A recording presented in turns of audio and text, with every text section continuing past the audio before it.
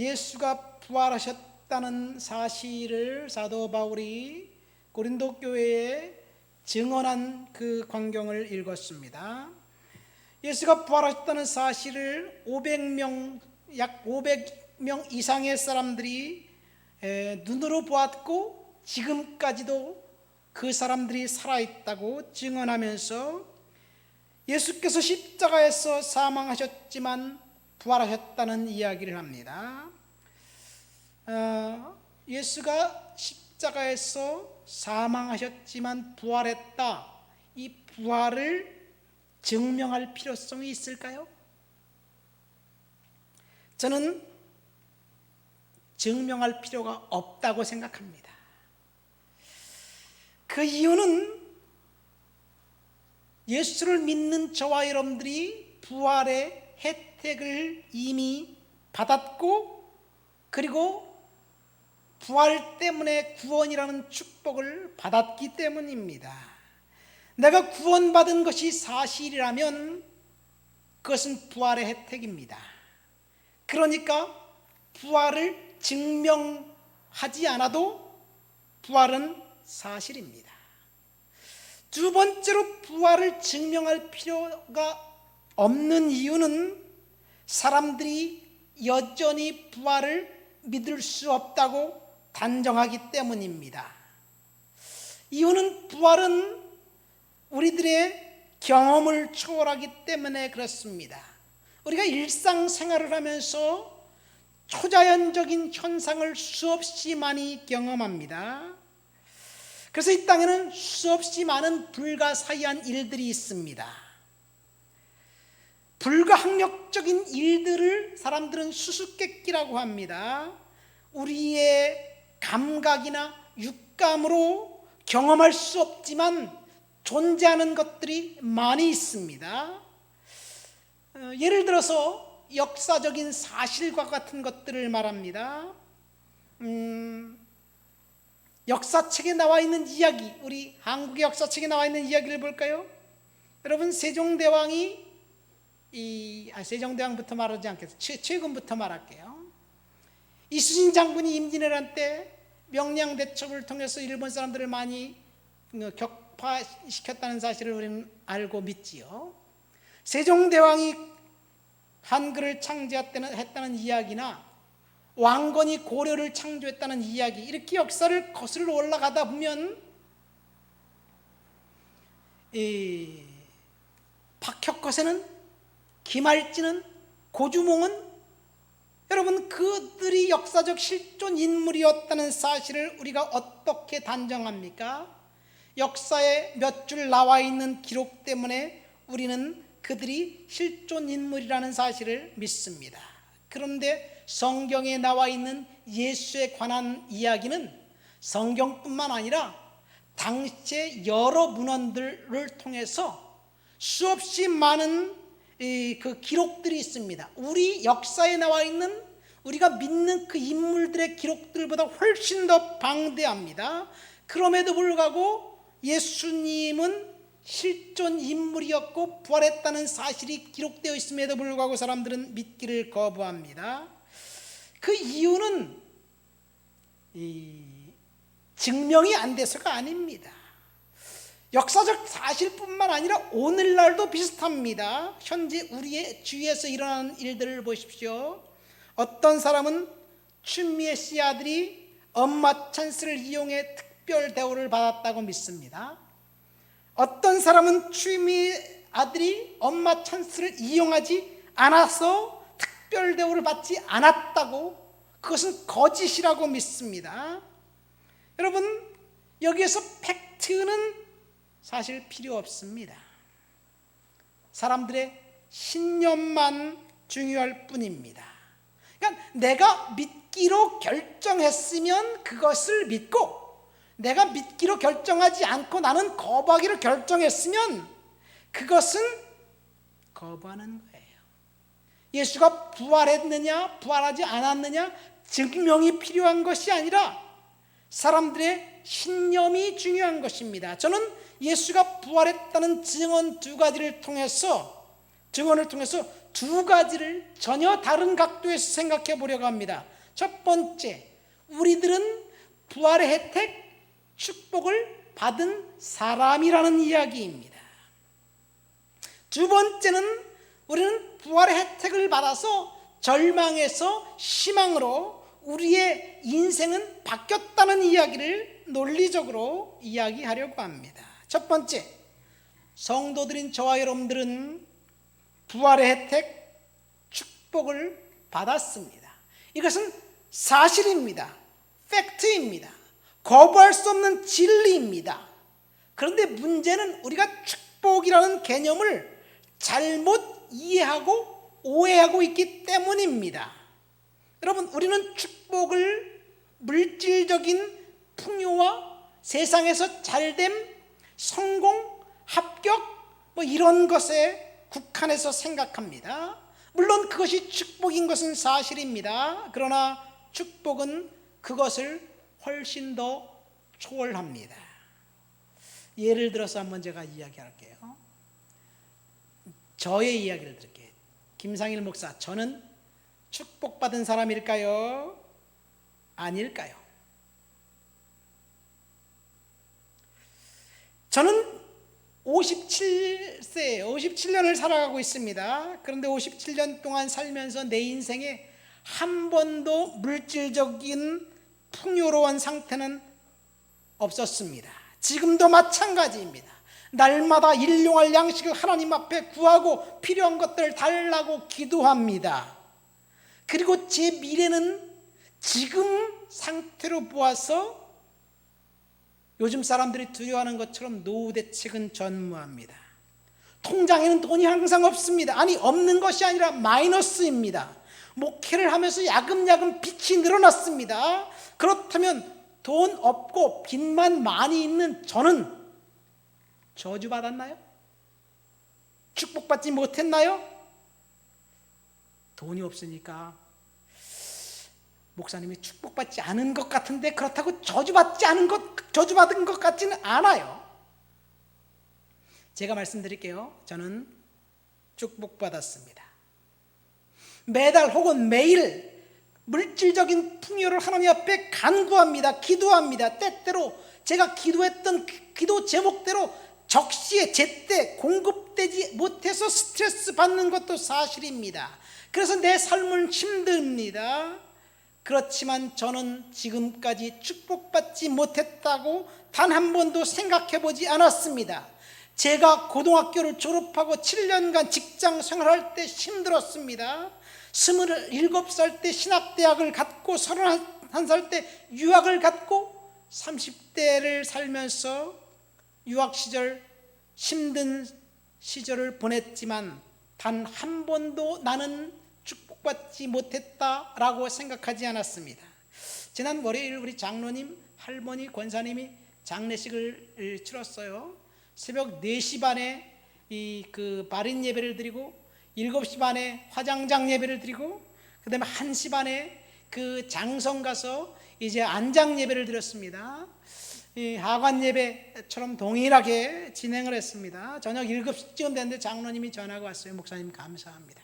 근데 장로님 목소리를 들으니까 너무너무 피곤해 쩔어 있는 거예요. 갑자기 두려움이 몰려왔어요. 장로님, 저러다가 오다가 그 교통사고라도 하면 어떡하지?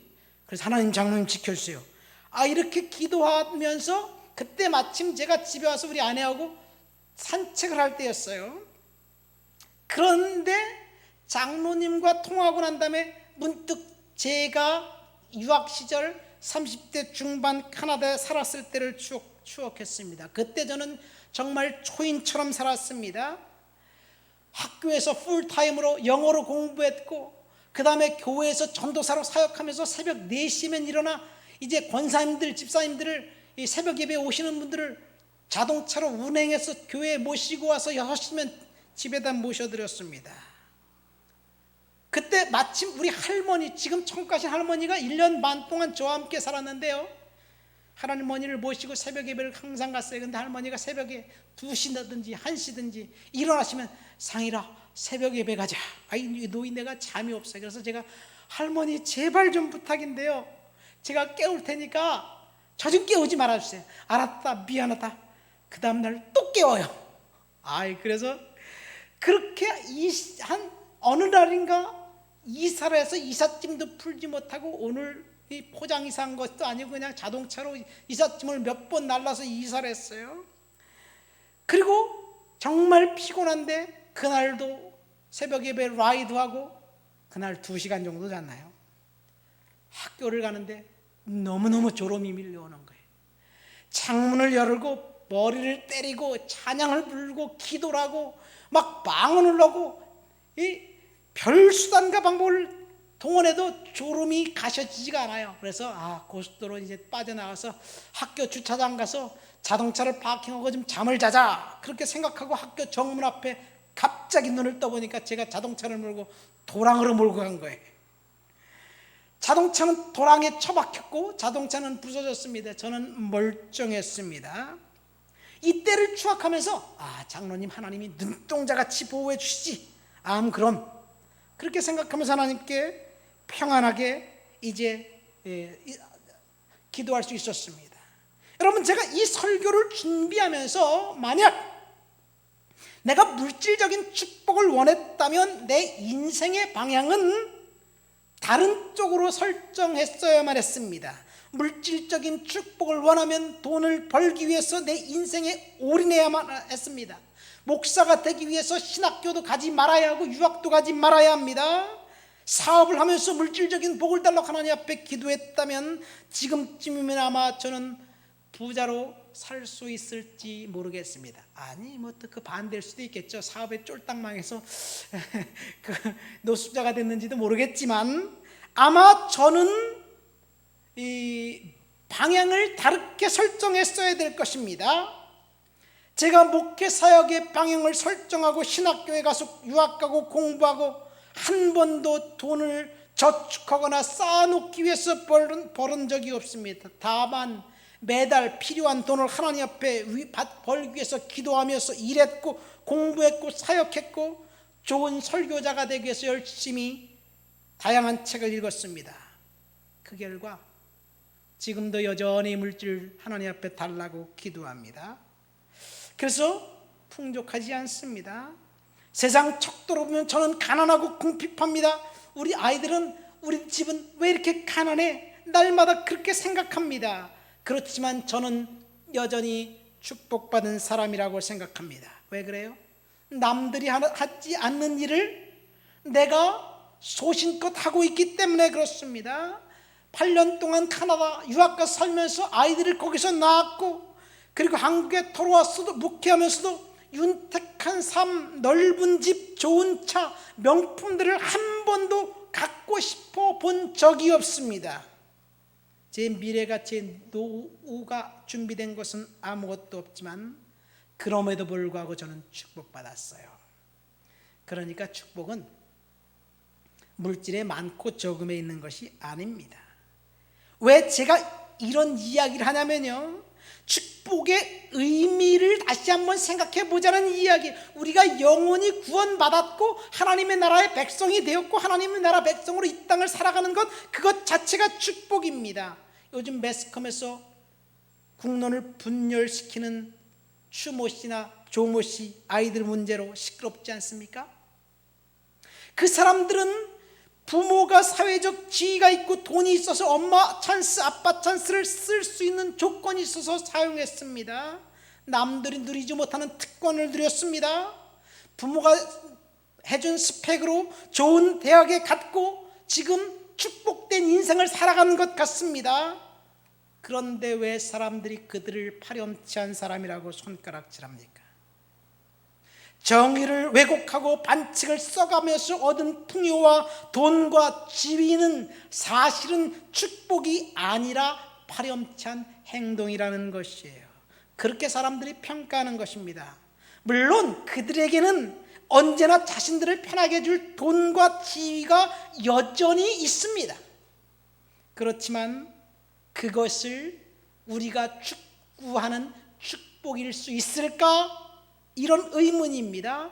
그러니까 축복은, 진짜 중요한 축복은 싸구려인 돈이나 명성이나 성공에 있는 것이 아닙니다.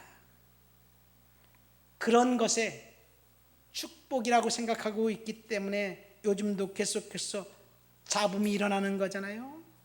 돈의 가치를 가장 고귀하다고 생각한 나머지 진짜 중요한 것을 싸구려로 만들어 버렸습니다. 그런데 돈은 사실 가장 고귀한 것이 아니에요. 돈은 필요한 것입니다. 그 안에 인격이나 생각이 없습니다. 진짜 축복은 무엇일까요? 어느 날 새벽 예배를 마치고 아내와 함께 집으로 오는데, 김포대교를 넘어서 김포공항 쪽으로 오는데, 그날따라 아침 노을이 너무 아름다웠습니다. 태양이 떠오르면서 아침 노을이, 저는 저녁 노을이 아름다운 건 여러 번 경험했는데 아침 노을이 그렇게 아름답다는 것은 처음으로 경험했습니다. 그 모습을 보면서 우리 둘이서 너무 아름답다, 행복하다, 이런 이야기를 했어요. 여러분, 제가 이런 행복을 느낄 수 있었던 것은 그 시간에 교회에서 예배하고 기도하고 집으로 가고 있었기 때문에 그렇습니다. 그 시간에 거기 있지 않았다면 행복을 누리지 못했을 거예요. 이것이 진짜 고귀한 행복입니다. 한 미국인 관광객이 멕시코의 조그만 어촌에 도착했습니다. 그는 마을 어부가 잡은 크고 싱싱한 물고기를 보면서 감탄했어요. 그래서 그 미국인이 멕시코 어부에게 묻습니다. 그거 잡는데 시간이 얼마나 걸리나요? 별로 걸리지 않습니다. 그래서 미국인이 재차 물은 거예요. 왜 좀 더 시간을 들여서 물고기를 더 많이 잡을 수 있을 텐데 그렇지 않나요? 멕시코 어부가 잡은 물고기로도 우리 가족은 충분합니다. 그럼 남는 시간은 뭐 하나요?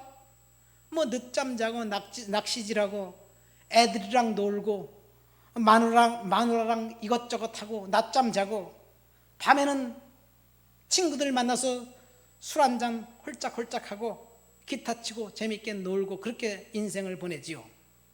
아주 바쁩니다. 그랬더니 미국 사람이 하는 말이, 사실 제가 하버드 대학 MBA 출신입니다. 제 말씀은 좀 더 들어보세요.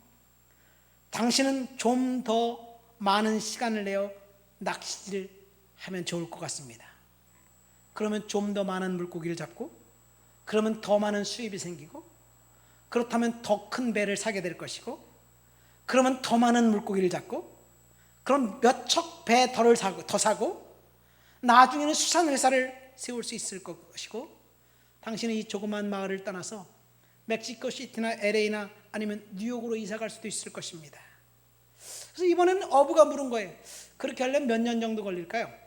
한 20년? 25년 정도 걸리겠죠. 그 다음엔 뭘 할까요? 사업이 진짜 번창했을 때 주식을 싹 팔아서 백만장자가 되는 거죠. 백만장자요? 그 다음엔 뭐 하나요? 그 돈 가지고 은퇴해서 바닷가 작은 마을에 살면서 늦잠 자고 놀고 낚시질로 소일하고 낮잠 자고, 그리고 친구들과 만나서 술 마시고 이런 거 이렇게 하는 거죠. 그러니까 그 사람이, 난 지금 그렇게 살고 있어요. 여러분, 무엇이 다릅니까? 억만장자가 돼서 그렇게 소일하고 노는 것이나 지금 낚시질하고 노는 것이나 무엇이 중요합니까? 소박하고 단조롭지만 정말 풍요로운 삶을 지금 살고 있다면 막대한 돈, 천문학적인 돈은 필요 없습니다. 우리는 구원받은 하나님의 자녀들입니다. 그래서 우리는 축복받은 사람들입니다. 그런데 만약 여러분들이 물질적인 축복을 원한다면 사실 그 축복을 받을 수 있도록 준비해야만 합니다. 하나님께 물질적인 축복을 달라고 준비하면서 기도하고 지혜를 구해야 합니다. 하나님 앞에 뜻을 세우고 순종하면서 기도하면 반드시 하나님이 물질적인 축복을 허락해 주실 거예요. 그래서 인생의 방향을 어디에다 설정하느냐 중요합니다. 우리 장로님이 물질적인 축복을 위해서 방향을 설정하고 주님 앞에 기도하면서 지혜를 간구하고 거기에 올인하면 하나님이 반드시 허락해 주실 줄 믿습니다. 여러분, 물질적인 축복은요, 추수의 원리와 똑같습니다. 추수의 원리는 좋은 씨앗을 제때에 뿌리고 땀 흘려 일하면 가을이 되면 풍성하게 얻게 되어 있어요. 그런데 오늘날 소비가 미덕인 시대에 사람들이 살아가고 있습니다. 수입이 얼마가 되든지 간에 수입보다 지출이 더 많으면 그 사람은 반드시 망하게 되어 있어요. 얼마나 많이 버느냐가 중요한 것이 아니라 그것을 어떻게 쓰느냐가 중요합니다. 여러분, 청년들이 좋은 직장의 축복을 원하려거든, 청년들 잘 들으세요. 그 직장에 들어갈 수 있는 조건을 스스로 만들고 기도하면서 총력 질주해야 합니다. 그럼 반드시 하나님이 허락해 주실 거예요. 그런데 생각해 보세요. 좋은 직장을 얻고 싶은데 공부도 안 하고 시험도 안 보면 그리고 난 다음에 금식하고 기도한다고 좋은 직장 얻을 수 있나요? 내가 노력하지 않으면 처음부터 방향 설정이 잘못된 겁니다. 서론에 제가 예수님의 부활은 증명할 필요가 없다고 말씀드렸습니다. 왜냐하면 저와 여러분들은 이미 부활의 혜택인 축복을 받은 하나님의 자녀들이기 때문에 그래요. 우리들은 구원받은 하나님의 자녀들입니다. 물질적인 축복을 초월합니다. 그런데 구원이라는 것, 그 주제만 한번 단순히 생각해 봅시다. 구원은 죽어서 천국 가는 거예요. 구원은 우리 사후의 인생이 보장받는 것입니다. 죽음의 문제를 해결받는 것입니다. 우리가 어떤 삶을 살아야 하는지 좀 더 치열하게 생각하지도 않고 현세에 잘되고 번성하는 것이 다인 것처럼 아무 생각 없이 살아가고 있는 것, 그것은 십자가를 오해하고 있는 거예요. 가만히 생각해 보세요. 주님이 십자가에서 흘리신 보혈과 사망과 부활은 단지 우리들의 죽음의 문제를 해결해 주시기 위한 그 목적 하나만 가지고 주님이 돌아가셨나요? 우리의 죽음의 문제, 사망의 문제, 구원의 문제를 해결해 주기 위해서 주님이 보혈을 흘린 것 맞습니다. 시간적으로 보면 사후 우리의 세계의 일, 영혼 구원은 사후 세계의 일입니다. 그러니까 사후 세계는 우리는 하나님의 통치 아래 들어가는 것을 말해요. 그러니까 십자가의 은혜는 하나님의 통치 아래 저와 여러분들을 살아가도록 복주시기 위해서 주님께서 십자가에서 보혈을 흘리신 것이고 부활하신 거예요.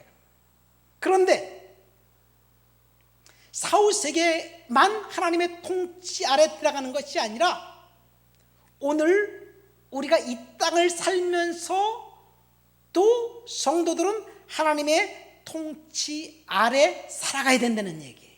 이것이 십자가와 부활의 축복입니다. 제가 서론에 예수를 부활을 증명할 필요가 없다고 말씀드렸습니다. 그 이유는 우리가 영혼 구원받은 축복의 사람들이기 때문에 그렇습니다. 축복은, 영혼 구원의 축복은 우리의 사후 세계가 하나님의 통치 아래 있는 거예요. 그러면 사후 세계만 하나님의 통치 아래 있는 것이 아니라 이 세상을 살아가는 우리의 삶에도 하나님의 통치 아래 있는 것, 그것이 부활의 축복입니다. 믿습니까? 우리는 하나님의 통치 아래 살아가야 돼요. 그런데 가만히 생각해 보세요. 우리가 이 땅을 살아가는데 정말 절망적인 일들이, 앞이 안 보이는 일들이, 캄캄한 일들이 우리들 눈앞에 계속해서 우리를 가로막고 있습니다. 언제 코로나가 끝날지 아무도 모릅니다. 어쩌면 우리는 실체가 없는 두려움과 바이러스 때문에 속고 있는지도 모르겠습니다. 우리는 절망의 시대를 살아가고 있습니다. 사업을 경영하는 사람들을 보십시오. 너 나올 것 없이 힘든 시대를 살아가고 있습니다. 대학교 졸업을 앞두고 있는 학생들 보세요. 매년 이맘때쯤이면 대기업에서 공개 채용을 한다고 신문지상에 광고가 도배하고 학생들이 이 회사를 갈까 저 회사를 갈까 이제 막 어플라이를 하면서 이 자신의 인생을 꿈꿔야 되는데 요즘 상황은 좀처럼 나아질 것 같지가 않습니다. 졸업을 하지 못하고 대학교 4학년, 5학년, 6학년 대학원을 가면서 이제 취업을 준비하는데 비전은 보이지 않습니다. 북한은 미사일을 개발해서 열병식을 한다고 야단법석이고, 대한민국은 여전히 북한의 눈치를 보는 것 같은 이런 상황, 정말 심각하고 힘든 상황 가운데 우리들이 있습니다. 어떻게 우리의 인생을 살아가야 되나요?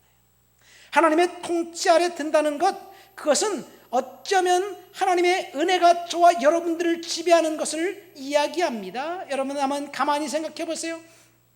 하나님의 은혜가 저와 여러분들을 지배한다는 것은 사실은 이 땅을 살면서 하나님의 말씀이 우리를 지배하는 것을 이야기합니다. 하나님이 통치하는 것, 그것이 무엇인지 제가 말씀을 준비하면서 가만히 생각하면서 기도하다가 열왕기상 3장 솔로몬의 이야기를 보면서 은혜를 받았습니다.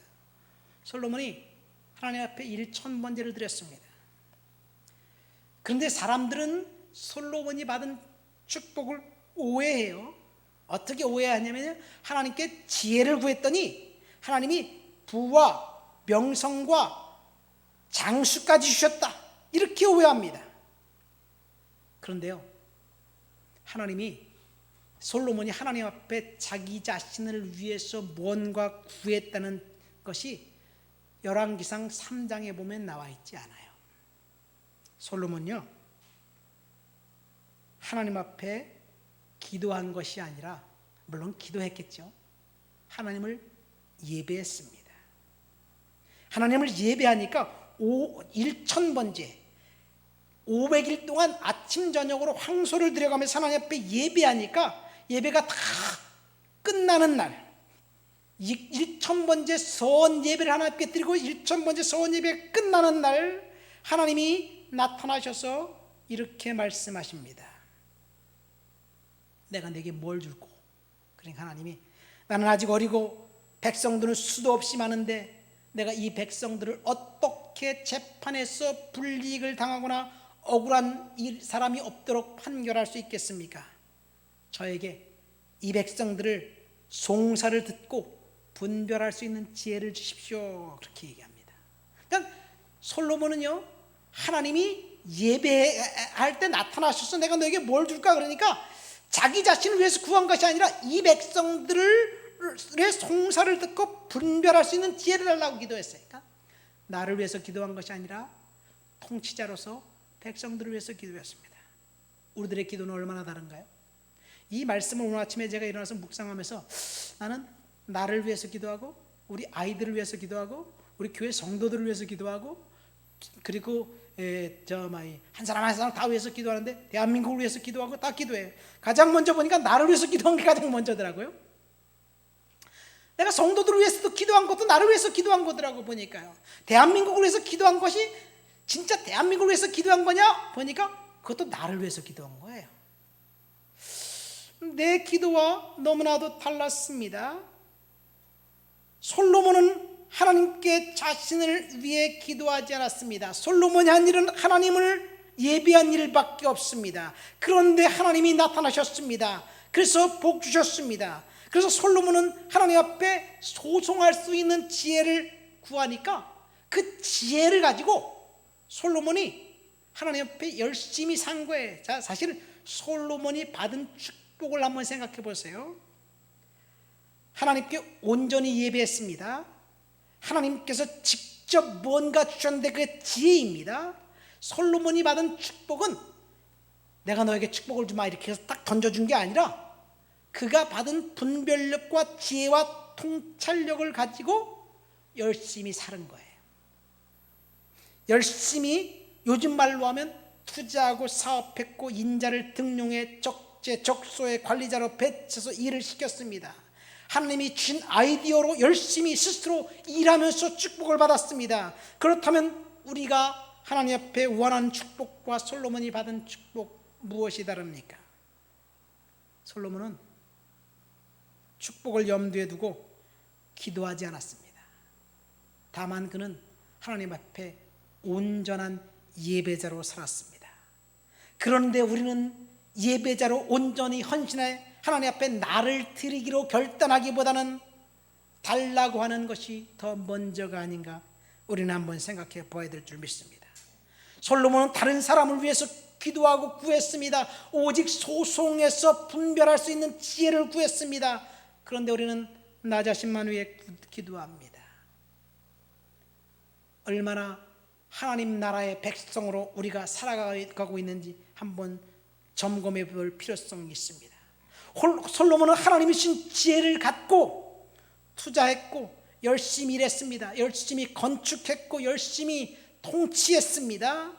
그랬더니 하나님이 솔로몬 앞에 전무후무한 영광과 축복을 주셨습니다. 그런데 우리는 하나님이 주신 지혜를 경청하지도 않고 뭔가 하려고 하지도 않고 그저 달라고만 구합니다.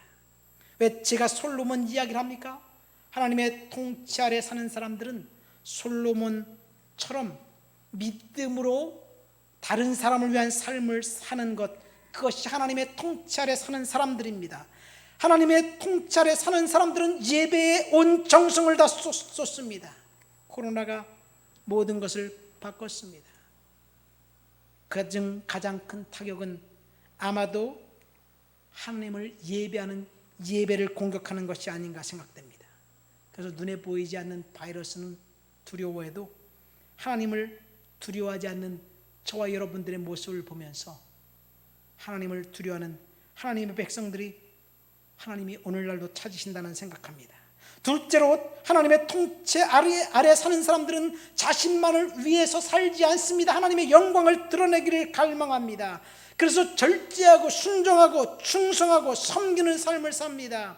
여러분, 우리가 하나님의 통치 아래 사는 삶을 이 땅에서 살아갈 때 비록 이곳은 마귀의 권세 아래에 있는 참혹한 세상이지만 저와 여러분들을 통해서 하나님의 나라가 도래하게 될 줄을 믿습니다. 예수님의 부활은 하나님의 통치가 금생과 내생에 임해서 절망에서 희망으로 변하게 되는 그런 역전의 은혜가 임하는 것입니다. 말씀을 맺습니다. 오늘은 예수님의 부활 이야기를 통해서 부활은 증명할 필요가 없다는 이야기를 했습니다. 그 이유는 우리가 이미 부활의 혜택, 축복을 받은 사람들이기 때문에 그렇습니다. 우리의 미래는 영혼 구원을 받게 되었고 그래서 우리는 하나님 나라의 시민으로 이 땅을 살아가고 있습니다. 이 땅에서 축복된 인생, 절망에서 희망으로 옮겨진 인생을 살아가는 자들이 저와 여러분들입니다. 우리는 단지 물질적인 축복이 다인 것이라고 오해하는 오해를 진짜 축복으로 바꿔야 될 줄 믿습니다. 진짜 축복은 물질을 초월합니다. 그렇다고 물질적인 축복이 아니라는 이야기는 아닙니다. 그러나 하나님의 은혜와 통치 아래 사는 저와 여러분들에게 저와 여러분들이 필요한 것을 공급해 주실 것입니다. 솔로몬이 구하지 않았던 것을 주셨던 하나님께서 저와 여러분들이 하나님 앞에 온전한 예배자로 하나님 나라의 시민으로 살아간다면 내가 구하지 않는 것조차도 하나님이 하나님 영광을 위해서 주실 줄을 믿습니다. 이것이 부활해 주는 축복입니다. 이것이 절망에서 희망으로 우리의 인생을 바꿔주신 놀라운 은혜입니다. 우리 다 같이 말씀을 생각하면서 통성으로